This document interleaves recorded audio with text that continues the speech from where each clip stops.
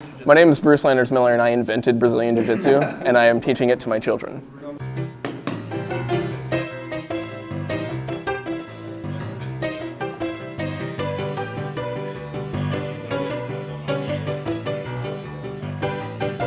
My name is Bruce Landers Miller. I'm the president here at the Radford University Jiu-Jitsu Club. I have a vice president and a secretary, and they are just as involved as I am in any plans that we have for the club, any decision making. They're part of it.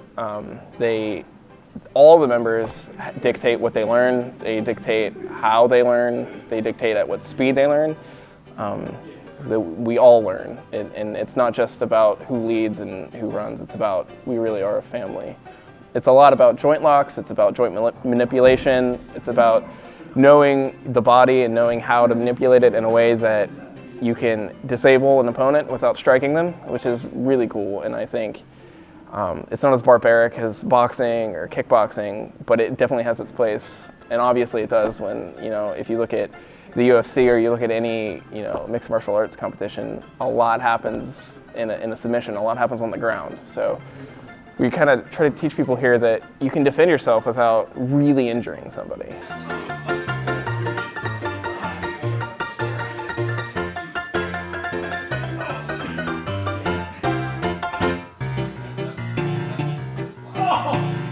My name is Devin Conway, but the team calls me Sriracha. I joined 2 semesters ago, 2.5, something like that. I am the secretary. I lead the warm-ups, help the president with whatever he needs. I like the fact that I get to beat my friends up, and it's okay, and they're okay with it. It's humbling to get choked out by people half my size, which I need. And it's just really good friends, good atmosphere, good people. So my name is Josh, and I help coach Jiu-Jitsu here. I'm a brown belt, and I mostly work with beginners and one-on-one and try to help them learn the basics and improve their technique. Well, it's a very tough sport, so you have to be disciplined and dedicated, and it tests your endurance and your character. But there's a lot of community. It's a real great group of guys here and girls, and it's just kind of like a big family. We're all trying to learn and get better. I really enjoy the family atmosphere of the club and how nice everybody is and how open everybody is, especially because I'm one of the few girls here, and it's no different than if it doesn't matter who you are.